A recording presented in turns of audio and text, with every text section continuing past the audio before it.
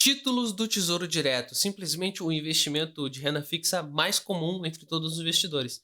Eu diria que é o primeiro passo de quem quer investir, né? Saindo ali da poupança, geralmente o pessoal acaba escolhendo algum título do Tesouro Direto. Bom, antes de eu definir o que é o título em si e quais as modalidades que ele pode atuar, né? Que os segmentos que ele pode te oferecer, eu vou definir aqui brevemente o que se caracteriza né, como renda fixa. Bom, então basicamente a renda fixa é todo investimento, né, o instrumento de investimento que eu utilizo, que ele tem uma data de término, né, ou seja, ele tem um prazo e a rentabilidade dele é definida ou conhecida no ato da compra, né? Então eu sei exatamente quanto eu vou receber lá no final desse vencimento desse título.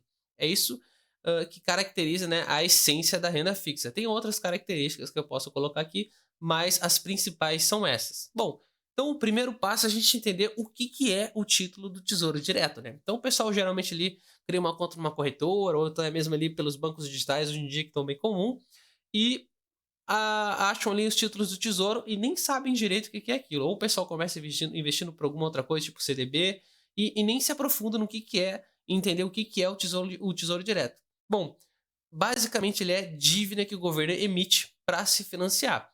Ou seja, se a arrecadação do governo for abaixo do que ele espera, ele geralmente, né? Geralmente não, ele emite títulos do Tesouro Direto para se financiar. Esse dinheiro, tá? Ele pode ser usado para qualquer coisa, né? Desde para construir obras, né, de estrutura básica até simplesmente pagar a folha de pagamento, né? Esse dinheiro é usado para fechar os saldos do governo. Bom, por que ele é um investimento de risco baixo, né? Todo mundo fala que é um risco, é um investimento sem risco. Porque basicamente o governo ele detém o poder de produzir o papel moeda, né? Então, se chegar no vencimento desses títulos e o governo não tiver esse dinheiro em caixa, ele pode simplesmente falar: alô, Bacen, Banco Central, emite dinheiro aí. Aí o Bacen vai entrar em contato com a Casa da Moeda e a moeda vai fazer mais dinheiro para pagar esses investidores. Então, é por isso que é um investimento de baixíssimo risco, justamente porque é o governo que detém a capacidade de produzir dinheiro.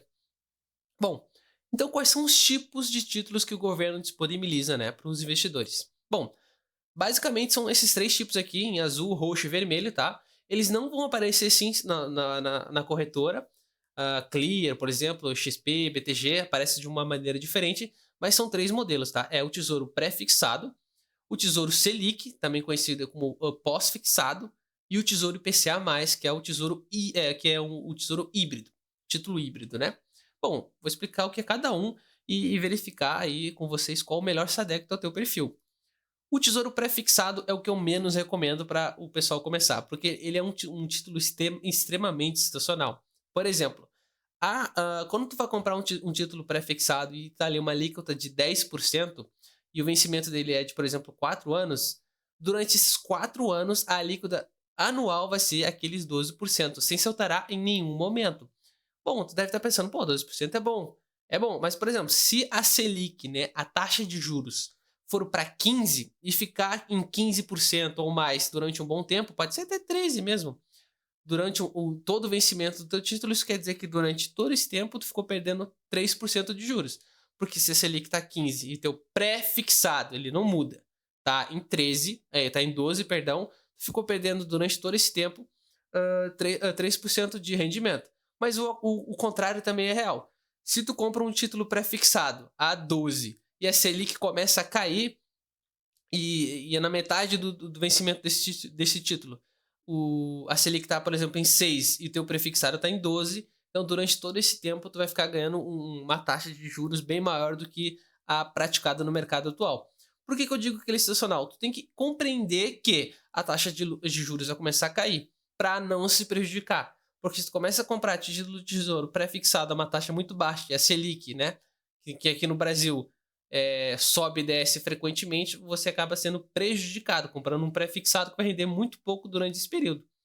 Então, a gente tem que comprar quando acredita que a taxa de juros vai cair. Por que eu não recomendo isso para o investidor comum? Porque o investidor comum teria que entender macroeconomia, né? Ou estar muito atento às notícias. Então, é um título que eu não recomendo. O segundo título é o pós-fixado, né? O famoso Tesouro Selic. Creio que é o mais comum entre todas as modalidades aí de investimento. A característica dele é que ele é atrelado à taxa Selic. Bom, se no pré-fixado é um valor fixo, aqui na Selic é basicamente isso. Se a taxa de juros subir, o rendimento vai subir. Se a taxa de juros cair, o rendimento vai cair. Ele é fixado na taxa Selic, que é a taxa de juros. Ele é muito recomendado para fazer reserva de oportunidade. Não confundir com reserva de emergência, tá? Porque todos os títulos do Tesouro Direto, eles têm, eles não são 100% líquidos no dia zero. Por exemplo, se eu precisar do dinheiro para agora, geralmente é D mais 2, o dia de resgate mais 2 dias. Então, não aloquem dinheiro de reserva de emergência no Tesouro Selic, que precisando desse dinheiro, às vezes o investidor tem que esperar até 2 dias úteis, dependendo do horário que solicita o resgate. Então, ele é um dinheiro de curto a médio prazo. Então, vou fazer uma viagem daqui a 6 meses, vou querer começar a construir minha casa, ou esse tipo de coisa, né? E não quero deixar o dinheiro parado ali no poupança, que rende até menos, tu aloca ali no Tesouro Selic, que é um dinheiro de curto a médio prazo. E por último, a gente tem o Tesouro Híbrido, né? Que é o IPCA+. Ele é atrelado à inflação, do mesmo jeito que a Selic é atrelada à taxa de juros, o Tesouro IPCA ele é atrelado à inflação. Então, se a inflação subir, o teu dinheiro não vai perder o poder de compra, né? Esse título é híbrido porque ele é atrelado à inflação e ele possui um rendimento extra fixo. Então, tu vai sempre receber a inflação, mas sei lá, 2, 3%, tá? Ele é um título para proteger o teu dinheiro da inflação. Então, é esse título aqui que se recomenda para o investidor ali no longo prazo que não quer que o seu dinheiro perca o poder de compra. Bom, eu acho que o principal aqui, que é o fator que muda tudo, é a tributação, tá? Todos esses títulos sofrem a tributação regressiva do IR. Então, como mostra aqui na tabela, o investimento ali que tu aplicou no Tesouro Selic, por exemplo, ou no IPCA+, ou no pré-fixado, se tu manteve ele por 180 dias, tu vai pagar uma alíquota de 22,5% em cima do rendimento. Se rendeu R$100, então vai ser 22,50 o teu IR. Então, como perceba aqui, quanto maior o tempo que tu mantém esse título, menor é a alíquota do IR incidente. Então, é recomendado sempre que tu mantenha pelo menos os teus investimentos aí por mais de 720 dias. Bom, o pessoal costuma pensar que os juros altos dá um maior rendimento, principalmente quando se refere ali ao Tesouro Selic, que é o título que acompanha essa taxa de juros. E aqui eu trouxe um exemplo, tá, de 2 cenários, tá? Um título de R$1.000 com uma duração de 1 ano. No cenário 1, a gente tem uma Selic de 10%, né? E uma inflação de 6%, tá? O rendimento, no período de 1 ano, de R$1.000 vai ser R$100, né? 10%. O IR vai ser de 20%, né? Porque se a gente voltar aqui na tabela IR, entre 181 a 360 dias é 20%. E a gente vai ter uma inflação de R$60, né? Que é 6% de 1.000. Então a gente vai ter aqui um rendimento de 100, um IR de 20 e uma inflação de 60. Então a gente teve um ganho real de 20 em cima de uma Selic de 10%. Agora, no cenário 2, onde a gente tem uma Selic de 6% e uma inflação de 2%, perceba que a diferença ainda é de 4%. De 10 para 6, 4%, de 6 para 2, 4%. Só que agora a gente vai ter um rendimento de R$60, tá? O IR de 20% vai ser R$12 e a inflação no período vai ser de R$20, que é 2%. Ou seja, 60 menos 12 menos 20, a gente vai ter um ganho real de 28. Por que esse cenário é mais vantajoso para o investidor do que o cenário de cima? Porque o imposto, tá? Esse IR da tabela regressiva aqui, ele é em cima do lucro. Então, quanto maior for a taxa Selic, né, a taxa de juros no período, maior vai ser o IR cobrado. E o rendimento real é o quê? É a taxa de juros diminuído da inflação. Então, por causa dessa tributação, uma Selic alta, né, uma taxa de juros alta, não quer dizer maior rendimento, quer dizer maior imposto pago. Então, toma muito cuidado nesse cenário. Bom, para o investidor comum, tá? Se a gente fosse classificar, o Tesouro IPCA+, com o maior período possível, a fim de preservar o dinheiro.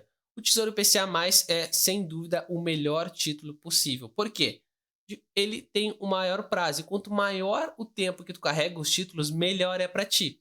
Por exemplo, se eu comprar 2 títulos, tá, que vencem em 2 anos, e Selic, e um IPCA que vence 4, perceba que quando o meu primeiro título vencer, né, do Selic, eu vou ter que pagar uma alíquota, né, de 20% e pegar esse dinheiro e ter que reinvestir.